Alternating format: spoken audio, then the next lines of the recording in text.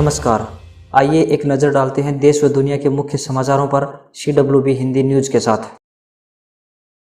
पहली खबर हरियाणा के रेवाड़ी जिले से। रेवाड़ी के गांव खंडोडा निवासी दिल्ली पुलिस का जवान कोरोना पॉजिटिव पाए जाने के बाद उसके गांव से लेकर जिला सचिवालय तक में खलबली मच गई है। दरअसल रेवाड़ी से 18 किलोमीटर दूर राजस्थान की सीमा से लगते जिले के गांव खंडोडा निवासी दिल्ली पुलिस का जवान दिल्ली में ही कोरोना पॉजिटिव पाया गया है। इसकी सूचना के बाद गाँव में प्रशासनिक स्तर पर जाँच से लेकर स्क्रीनिंग तक का काम शुरू हो चुका है। इसी बीच प्रशासन को सूचना मिली कि राजस्थान की ढाणी शांतो का रहने वाला उसका साला भी जिला सचिवालय के खजाना कार्यालय में कार्यरत है। साथ ही उसने 5 से 10 अप्रैल के बीच उससे 2 बार मुलाकात भी की है। सूचना के बाद क्लर्क सहित खजाना कार्यालय के कुल 8 कर्मचारियों के सैंपल लेकर उन्हें क्वारंटीन कर दिया गया है। खजाना कार्यालय को पूरी तरह से सील कर दिया गया है। इतना ही नहीं, पूरे जिला सचिवालय को सैनिटाइज किया जा रहा है।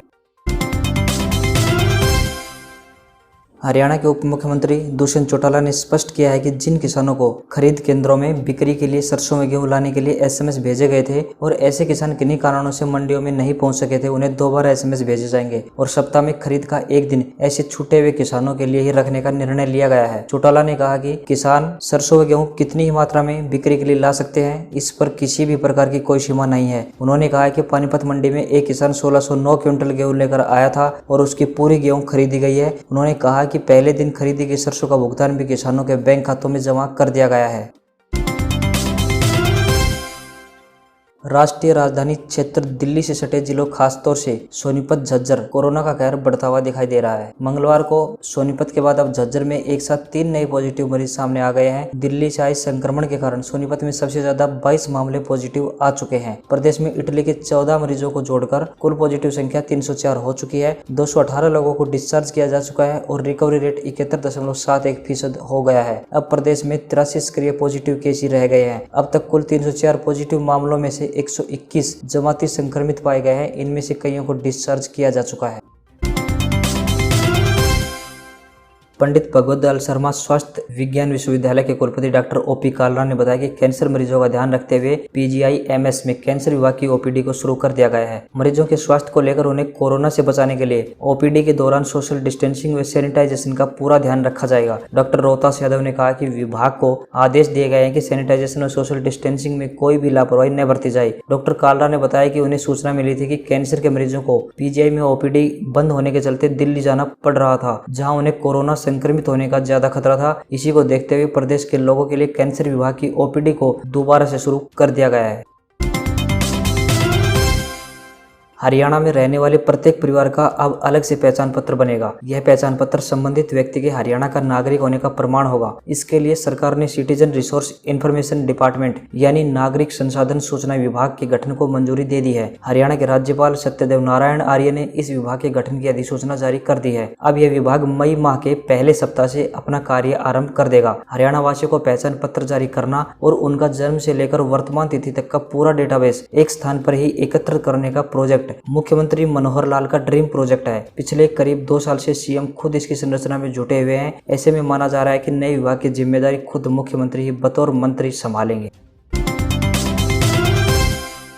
और अब खबर महेंद्रगढ़ जिले से। कोरोना संक्रमण के चलते लॉकडाउन का दूसरा चरण पूरा होने को है तथा लॉकडाउन 3 मई के बाद उन जिलों में खुलने की संभावना है जहां अभी तक कोई कोरोना संक्रमित केस सामने नहीं आया है। ऐसे में कोरोना से अछूते रहे महेंद्रगढ़ जिले में दूसरे चरण के दौरान कोई केस न आए, इसके लिए पुलिस प्रशासन व स्वास्थ्य विभाग पूरी मुस्तैदी से कार्य कर रहा है। जिला प्रशासन व पुलिस अधीक्षक के निर्देशानुसार सतनाली क्षेत्र के साथ लगती राजस्थान राज्य के झुंझुनू जिले की सीमा को पूरी तरह से सील कर दिया गया है तथा अंतिम चरण में आवागमन पर पुलिस पूरी सख्ती बरत रही है। ऐसा जरूरी भी है क्योंकि सतनाली के साथ लगते झुंझुनू जिले में कोरोना के कई मामले सामने आ चुके हैं। हरियाणा राजस्थान सीमा पर गांव बास, ढाणा, डालनवास के सड़क मार्ग पर आवागमन अब थम सा गया है और प्रशासन द्वारा कुछ सीमित वाहनों को छोड़कर पुलिस नाकों से निकल पाना मुश्किल हो चुका है। इसी के साथ राजस्थान से अनाज भरकर हरियाणा की मंडियों में बेचने के लिए आने वाले वाहनों पर भी सख्ती से नजर रखी जा रही है तथा ऐसे वाहनों को क्षेत्र में प्रवेश की अनुमति नहीं दी जा रही। वाहनों को कागजात व आवागमन पत्र दिखाकर ही जाने दिया जा रहा है।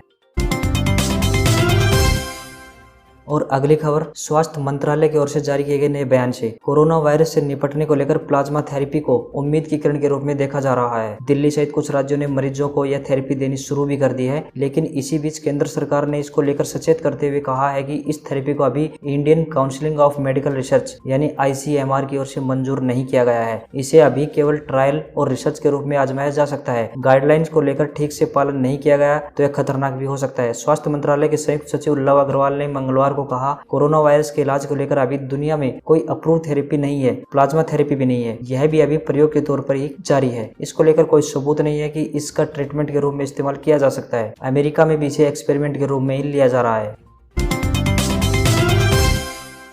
और अब बात टोक्यो ओलंपिक 2020 की। टोक्यो 2020 ओलंपिक समिति के अध्यक्ष योशिरो मोरी ने कहा कि अगर अगले साल तक भी कोरोना महामारी पर काबू नहीं पाया जा सका तो इन खेलों को रद्द कर दिया जाएगा। अंतर्राष्ट्रीय ओलंपिक संघ और जापान सरकार ने पिछले महीने ही ओलंपिक को 2021 तक के लिए टाल दिया गया था। इसका आयोजन अब 23 जुलाई 2021 से होना है। जापान के स्पोर्ट्स डेली को दिए इंटरव्यू के दौरान जब मोरी से पूछा गया कि अगर महामारी का खतरा अगले साल भी बना रहता है तो क्या खेलों को एक साल यानी 2022 तक टाला जा सकता है, तो उन्होंने कहा नहीं, अगर ऐसा होता है तो फिर गेम्स रद्द कर दिए जाएंगे।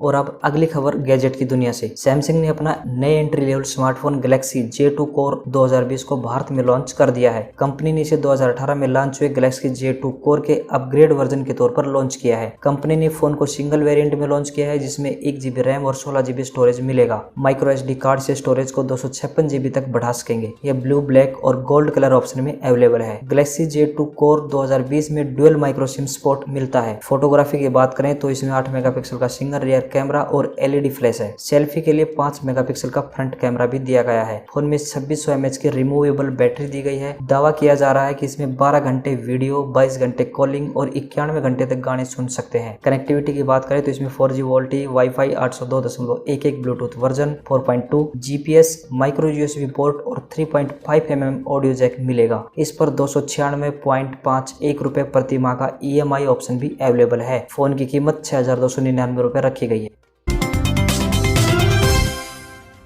और अब अगली खबर मौसम विभाग से। पश्चिमी विक्षोभ पूर्वी दिशा में आगे निकल गया है। बांग्लादेश पर एक चक्रवाती हवाओं का क्षेत्र बना हुआ है। एक अन्य चक्रवाती हवाओं का क्षेत्र विदर्भ और इससे छठे दक्षिणी छत्तीसगढ़ पर दिखाई दे रहा है। मध्य भारत पर बने इस सिस्टम से तेलंगाना और कर्नाटक होते हुए दक्षिणी तमिलनाडु तक एक ट्रफ बना हुआ है। अगले 24 घंटों की बात करें तो पूर्वोत्तर भारत, गंगेय पश्चिमी बंगाल, तटीय ओडिशा और केरल के कुछ हिस्सों में हल्की से मध्यम बारिश होने या गरज के साथ बौछारें पड़ने का अनुमान है। इन भागों में कहीं कहीं भारी बौछारें भी गिर सकती हैं। आंतरिक तमिलनाडु, आंतरिक कर्नाटक, आंध्र प्रदेश और तेलंगाना में कई जगहों पर हल्की से मध्यम बारिश होने के आसार हैं। मध्य महाराष्ट्र, मराठवाड़ा, दक्षिण पश्चिमी और पूर्वी उत्तर प्रदेश, उत्तरी मध्य प्रदेश, छत्तीसगढ़, बिहार और झारखंड में 1-2 स्थानों पर हल्की वर्षा के आसार हैं। हिमाचल प्रदेश और उत्तराखंड में हल्की से मध्यम बारिश हो सकती है। जम्मू कश्मीर, हिमाचल प्रदेश, लद्दाख और उत्तरी पंजाब में कुछ स्थानों पर हल्की बारिश तथा उत्तरी हरियाणा में 1-2 स्थानों पर वर्षा के आसार दिखाई दे रहे हैं। और अब बात करते हैं खगोल विज्ञान से जुड़ी एक खबर की। कोरोना वायरस के संक्रमण के कारण पूरी धरती पर मानव जीवन के नष्ट होने का खतरा पैदा हो गया है। ऐसे में ये सवाल पैदा होता है कि क्या अंतरिक्ष में धरती के अलावा भी कहीं जीवन मौजूद है? अमेरिकी रक्षा विभाग ने जो वीडियो जारी किए हैं वे बताते हैं कि दूसरे ग्रह के प्राणियों अर्थात एलियन का अस्तित्व है और वो अक्सर हमारी दुनिया में आते रहते हैं। अमेरिकी रक्षा विभाग ने कुछ ऐसे वीडियो जारी किए हैं जिन्हें देखकर कहा जा सकता है कि दूसरे ग्रह के प्राणियों की हमारी धरती में भारी दिलचस्पी है। पेंटागन ने 3 वीडियो को क्लासिफाइड यानी गुप्त दस्तावेज की श्रेणी से हटाकर सार्वजनिक कर दिया है, जिन्हें देखने के बाद ये बहस तेज हो गई है कि क्या धरती के बाहर भी जीवन मौजूद है। अमेरिकी रक्षा विभाग यानी पेंटागन ने उड़ने वाली अज्ञात वस्तुओं के जो 3 वीडियोज को क्लासिफाइड श्रेणी से हटाया है, उन्हें अमेरिकी नौसेना के पायलटों ने अपनी उड़ान के दौरान कैमरे में पिक्चराइज किया था। ऐसा नहीं है कि एलियंस की आवाजाही धरती पर अचानक बढ़ गई है, बल्कि वो लगातार धरती पर आते रहते हैं। जो 3 वीडियो जारी किए गए हैं उनमें से एक वीडियो नवंबर 2004 में रिकॉर्ड किया गया था, जबकि बाकी के 2 वीडियो जनवरी 2015 में रिकॉर्ड किए गए हैं। इन वीडियोज के आधिकारिक रूप से जारी होने के बाद ऐसा लगने लगा है कि धरती पर दूसरे ग्रहों के प्राणी आते रहते हैं, लेकिन वे इंसानों से संपर्क क्यों नहीं करना चाहते, इस बात से पर्दा उठना अभी बाकी है। या हो सकता है कि वो समय का इंतजार कर रहे हों। ये एलियंस या UFO मानव के लिए खतरनाक हैं या मित्र, अभी इस बात से भी पर्दा उठना बाकी है। इस कड़ी में जानते हैं आज के दिन विश्व इतिहास में क्या घटना घटी। 1236 दिल्ली सल्तनत में गुलाम वंश के एक प्रमुख शासक इल्तुतमिश का निधन हुआ। 1547 मेवाड़ के महाराणा प्रताप के मित्र, सहयोगी और विश्वास पात्र सलाहकार भामाशाह का आज ही के दिन जन्म हुआ। 1639 दिल्ली में लाल किले की नींव आज ही के दिन रखी गई। 1993 पहली बार बकिंघम पैलेस को आम जनता के लिए खोला गया था और उसे देखने के लिए 8 पाउंड का टिकट लगाया गया था। 1919 भारतीय तबला खिलाड़ी अल्लाह रखा का जन्म हुआ। 1958 भारतीय इतिहासकार और लेखक रामचंद्र गुहा का जन्म। 1970 अमेरिकी टेनिस खिलाड़ी आंद्रे अगासी का जन्म हुआ। 1979 भारतीय क्रिकेटर आशीष नेहरा का जन्म हुआ। 1997 भारतीय रिजर्व बैंक के 17वें गवर्नर RN मल्होत्रा का निधन हुआ। 2007 ऑस्ट्रेलिया ने लगातार तीसरी बार क्रिकेट विश्व कप जीता।